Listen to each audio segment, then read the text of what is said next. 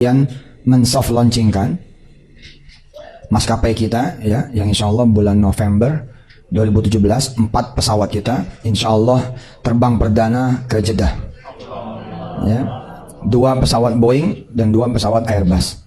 Boeingnya insya Allah 777 dan Airbusnya A320. Makanya kan saya bilang dream itu betul, kalau sudah ditaruh di depan jangan lagi ditaruh di belakang. Taruh di depan dan jangan pernah lagi taruh di belakang. Saya udah ahlinya loh ya, astagfirullahaladzim saya ngomong, dan Allah tidak mengadab saya. Artinya saya ngomong begini, nggak bisa saudara bilang, Ustaz nggak ngalamin sih. Saya pol ngalamin. Pol ngalamin, digebukinya iya, direndamnya iya, dihajar orang tengah jalan ya iya, dikepung orang sekampung ya iya. Sehingga saya bisa ngomong seperti ini. Dan itu jadi kenangan manis buat ente. Waduh, yang ngegebukin juga berangkat umroh bareng-bareng. Assalamualaikum warahmatullahi wabarakatuh. Para pemirsa, di dalam membahas isu Mansur ini satu terang ya, sering juga bahas dengan pengurus masjid. Ada juga pengurus masjid memberikan kesimpulan begini, isu Mansur itu tanpa dusta atau cerita halu-halu sedekah, dia bukanlah siapa-siapa gitu.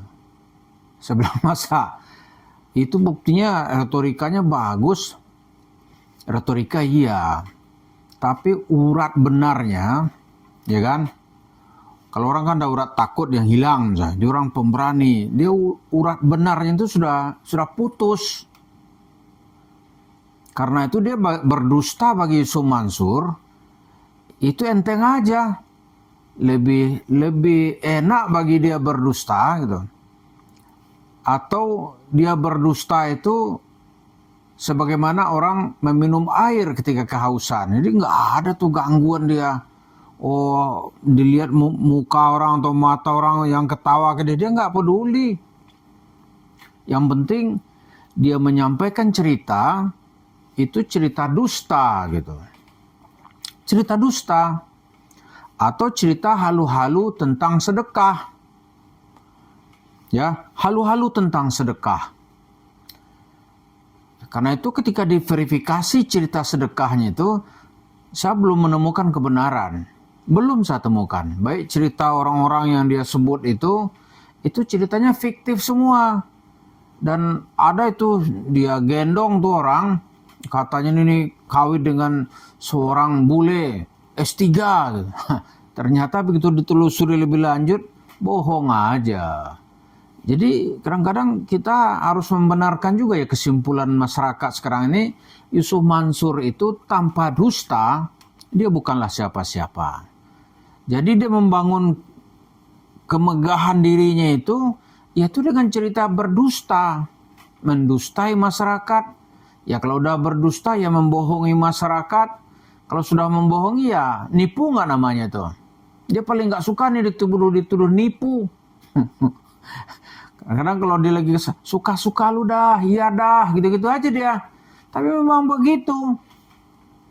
Kalau begitu nggak adakah ilmu yang ditawarkan Yusuf Mansur? Ya kalau ada ya ilmu cara bagaimana nipuin orang untuk mendapatkan duit. Dan itu langkah-langkahnya kan dengan detail diajarkan ke anaknya Wirda Mansur. Ya kan, misalnya diambil uangnya itu yang sedikit. Saya 100.000, 200.000, 300.000. Lalu volume atau jumlahnya ini banyak. Seperti komunitas milenial anti bokeh, itu kan anaknya tuh. Itu dia raup itu membernya itu, anggotanya itu 90.000 orang. Walaupun jumlah yang peserta yang bayar itu ya 100.000, mungkin ada yang kurang juga, mungkin ada yang lebih, ya 100.000 lah diperkirakan orang gitu. Nah, tapi dia bisa meraup uang 9 miliar. Ya kan? Kalau Yusuf Mansurnya dari TKI Hong Kong tuh berapa tuh dia raup itu? Diperkirakan lebih 100 miliar. Nggak bisa dituntut gitu. Atau orang tidak menemukan alat bukti untuk menuntut. Kenapa masyarakat begitu tumpul dengan alat bukti? Karena alasnya percaya nggak mungkinlah seorang ustadz, gitu kan? Ternyata ini manusia sengaja menunggangi baju ustadz itu untuk cerita yang halu-halu, cerita membodohi orang gitu. Jadi lalu bagaimana dengan kok dia punya duit, warung steaknya banyak sekali gitu. Yaitu karena tadi itu orang percaya sama dia. Gak mungkin lah orang ini nipu gitu. Kalaupun ada yang percaya dia ini nipu ini gitu kan, itu jumlahnya kecil ketika itu. Sementara arus besar gitu. Wah, ini percaya dengan apa yang diceritakan oleh Yusuf Mansur. Ya toh? Nah, begitu berjalan waktu baru orang tersadar. Wah, ternyata kita kena tipu ini gitu. Nah, yang paling menderita kena tipu itu adalah 250 orang jemaah Masjid Kota Wisata Cibubur itu tertipu gitu. Duitnya ada kira-kira 55 miliar. Maka ketika 55 miliar rupiah, ketika saya bicara-bicara begini, ya banyak jemaah masjid itu tertarik gitu. Udahlah, nggak akan kita bisa ditipu lagi gitu. Nggak bisa. Tapi ada juga ustadz dia nggak mengikuti perkembangan gitu. Ada juga yang menasihat, udahlah, nggak sesuai dengan konsep dakwah, merugikan dunia dakwah. Kalau saya bilang nggak merugikan, menguntungkan. Kenapa? Membersihkan dunia dakwah dari manusia penipu atau dakwah tipu-tipu. Emangnya Islam agama tipu-tipu? Kalau itulah Islam, maka Nabi Muhammad tentu akan dituduh orang sebagai penipu, ya kan? Yang baik ini diceritakan Nabi, masih ada orang menuduh dia sebagai penyihir gitu.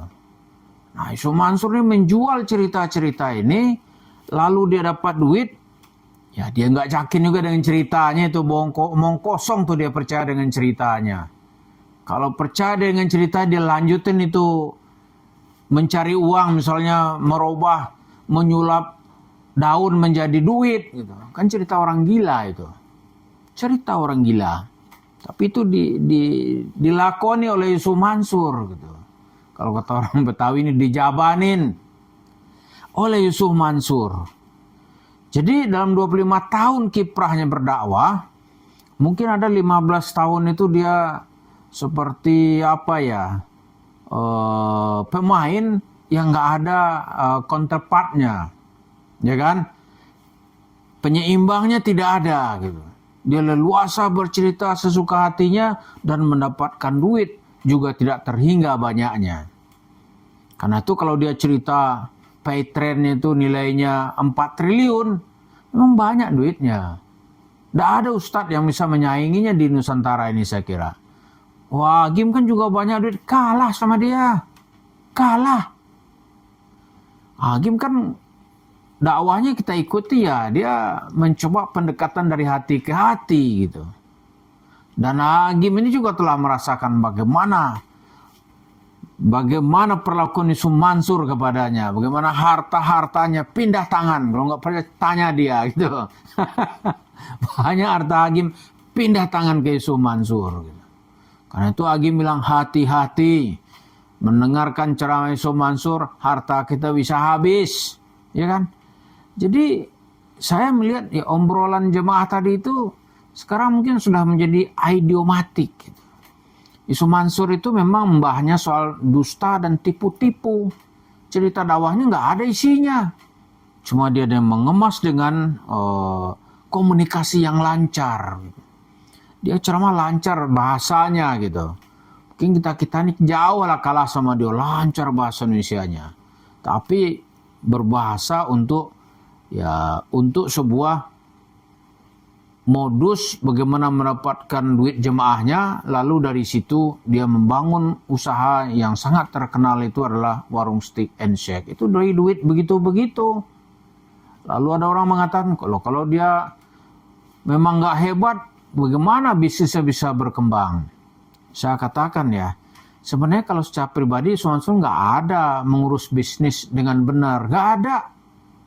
Nah, warung steaknya itu bisa berjalan itu kan karena ada tempat dia mengambil franchise itu, kalau nggak salah namanya Jody gitu ya. Jody itu yang di belakang gitu, yang memainkan bagaimana menjalankan bisnis ini, ya kan? Nah, Yusuf Mansur terus-terusan sekarang ini mencari dana, fresh money gitu, supaya bisa menambah warung Sydney di mana-mana. Tapi dia tahu sekarang ini bahwa masyarakat juga sudah tahu, ya kan, bahwa petualangannya itu berdasarkan cerita tipu-tipu, cerita bohong-bohong, dan menilap duit masyarakat atas berbagai macam nama.